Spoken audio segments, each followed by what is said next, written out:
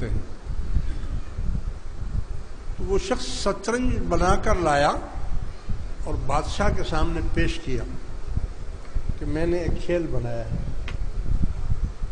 اس میں بادشاہ بھی ہوتا ہے، گھوڑا بھی ہوتا ہے، سپاہی بھی ہوتا ہے، رانی بھی، ایسا کھیل کہ وہ بنے ہوئے ہوتے ہیں لکڑی کے. بادشاہ نے دیکھا کہ یہ کھیل بڑا زبردست کھیل بنایا، بہت اچھا بنایا ہے. بولو کیا انعام چاہیے؟ بولو جو انعام مانگو گے میں دوں گا. اس نے بولا بادشاہ سلامت، مجھے انعام نہیں چاہیے، بس میں تو آپ کے لیے بنا کے لایا ہوں. انہوں نے بولا نہیں، ایسے کیسے ہو سکتا ہے، میں تمہیں انعام دوں گا، منہ مانگا انعام. اس نے کہا اچھا، اگر آپ مجھے انعام ہی دینا چاہتے ہیں تو میرے یہ جو شطرنج ہے اس کے 64 خانے ہیں. اس میں خانے ہوتے ہیں نا، اس کے 64 خانے ہیں. مجھے یہ چاولوں سے بھر دیں، چاولوں سے اس کو بھر دیں. بادشاہ ہنسنے لگا، کہنے لگا شطرنج پہ اتنی سی تو پلیٹ ہوتی ہے، اس کے اوپر اگر ایک ایسے بھی ڈال دیں گے تو بھر جائے گا.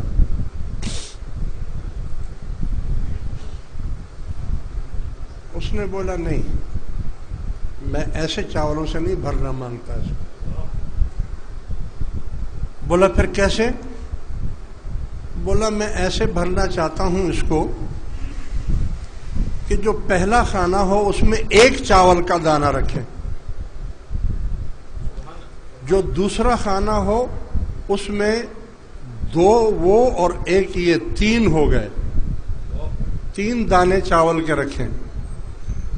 اور جو تیسرا خانہ ہے اس میں 3 دانے وہ، 2 وہ اور 1 وہ ملا کر اس میں رکھیں. آپ اندازہ لگائیں کہ یہ تو تیسرے چوتھے خانے میں تولا ہو جائے گا، تولے سے پھر یہ 10 تولا ہو جائے گا، 10 تولے سے پھر یہ کلو ہو جائے گا، کلو کے بعد پھر من ہو جائے گا، منوں کے بعد پھر یہ ٹنوں پر بات چلی جائے گی. جب حساب کیا گیا 64 خانوں کا تو وہ 27 ٹن اور کچھ من چاول بن گئے، یعنی ہزاروں بوریاں چاول کی بن گئی. آپ اندازہ لگائیں، ہمارا دین بھی ایسا ہی ہے، اسلام بھی ایسا ہی ہے. آپ ایک چاول تو رکھیں نا، ایک دانہ. جب دوسرا رکھیں گے تو وہ 2 نہیں ہوں گے، وہ 3 ہو جائیں گے.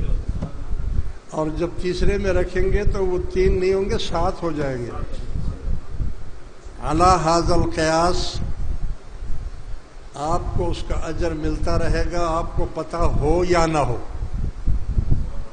ان کالج والوں کو پتہ ہو یا نہ ہو. مگر اگر پورے پاکستان میں یہ کمیٹیاں بنیں گی تو یہ ہزاروں کی تعداد میں بنیں گی، کیونکہ ہر محلے کی سطح پر بنے گی نا. تو پاکستان کتنا بڑا ہے. تو جب ہر محلے کی سطح پر یہ کمیٹیاں بنیں گی اور وہ یہ کارکردگی کریں گے، کام کریں گے، تو اعمال نامے میں تو شروع میں پہلے والے کو ملے گی نا، وہ اس میں شامل ہے اور قیامت تک شامل ہوتے رہیں گے، کیونکہ ایجاد انہوں نے کی، ترغیب انہوں نے دی. لہذا میری یہ درخواست آپ سے ہے، کیا آپ اس کے لیے تیار ہیں؟ اور جو تیار ہیں وہ ہاتھ اوپر کریں.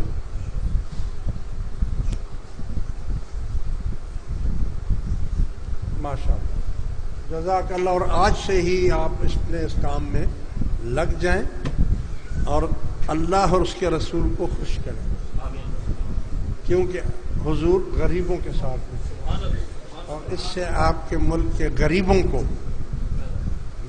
کو بہت فائدہ ہوگا، اور جب غریبوں کا فائدہ ہوگا تو آپ کی جماعت کو فائدہ ہوگا، اور آپ کی جماعت کو فائدہ ہوگا تو انشاءاللہ تعالی آپ کے سلسلے کے تمام مشائخین کو فائدہ ہوگا۔ اللہ تبارک و تعالی ہمیں سچی محبت اور حضور کے بتائے ہوئے راستوں پر چلنے کی توفیق عطا فرمائے۔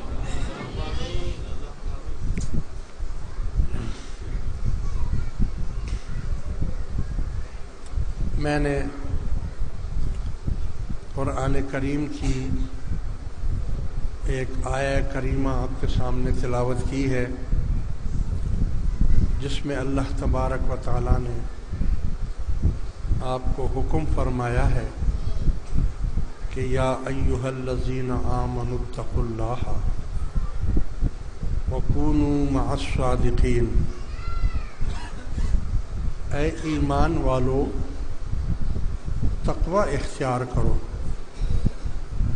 اور سچوں کے ساتھ ہو جاؤ، سچوں کے ساتھ ہو جاؤ۔ اس میں نیک بختوں کا ذکر کیا گیا ہے۔ دو قسم کے لوگ دنیا میں ہوتے، ایک نیک بخت ہوتے ہیں اور ایک بد بخت ہوتے ہیں۔ تو نیک بخت وہ لوگ وہ ہیں جو اچھی سنگتوں میں، اچھی صحبتوں میں بیٹھتے ہیں، اور بدبخت لوگ وہ ہوتے ہیں جو برے لوگوں کی صحبت میں بیٹھتے ہیں۔ چرسی، بھنگی، تاش کھیلنے والے، ریس لگانے والے، جوا کھیلنے والے، تاش کھیلنے والے، ان لوگوں کے ساتھ جب وہ بیٹھتے ہیں تو وہ بدبخت ہو جاتے ہیں۔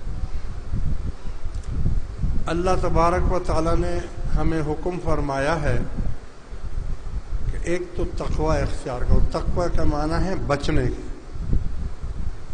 یعنی کسی چیز سے بچنا، اور تقوی اللہ کے خوف کو بھی کہتے ہیں کہ اللہ کا خوف دل میں ہو، ڈر ہو، اللہ سے ڈرتا ہو۔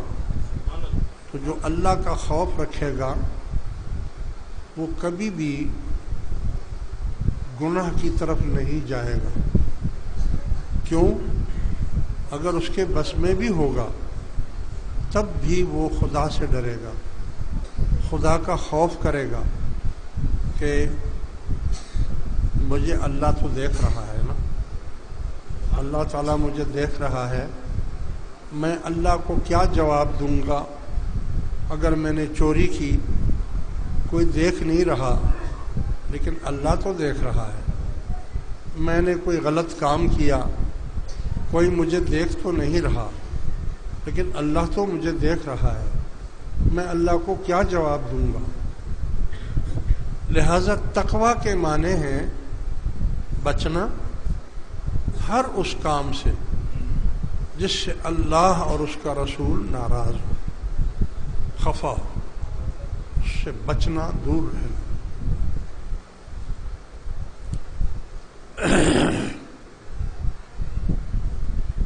حدیث پاک میں آتا ہے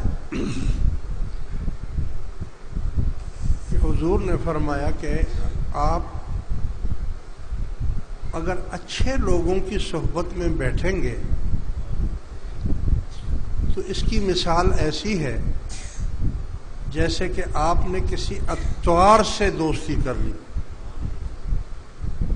جب عطار سے دوستی کریں گے تو ظاہر ہے کہ اس کی دکان میں بھی جا کر بیٹھیں گے، اس سے بات چیت بھی کریں گے، تو وہ عطر کی دکان ہوگی۔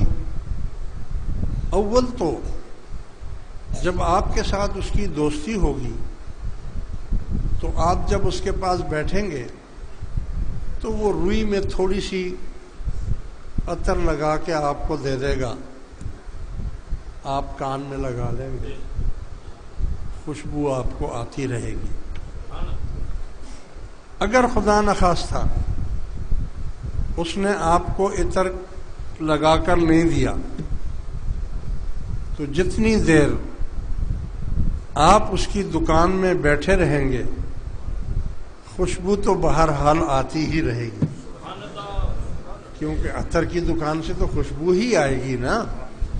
ہاں تو نہ دے وہ عطر بھی نہ دے، روئی میں بھی لگا کر نہ دے، مگر گھنٹہ 2 گھنٹے جتنی دیر آپ اس کے پاس بیٹھے ہوں گے آپ کی کا دماغ معطر رہے گا.